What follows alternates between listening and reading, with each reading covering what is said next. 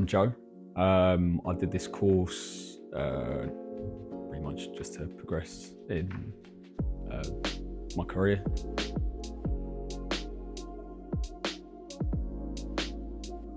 I think I had a lack of knowledge in boilers because I haven't worked on them because I'm not gas safe.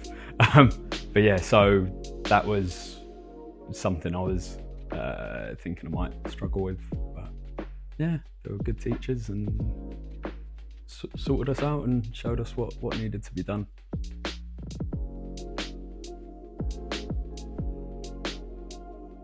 My favourite practical task was most likely going through tightness testing, gas rates.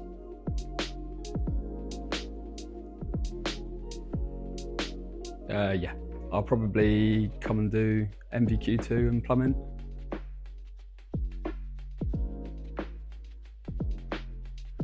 I'd recommend it to anyone who's interested in getting into the gas industry.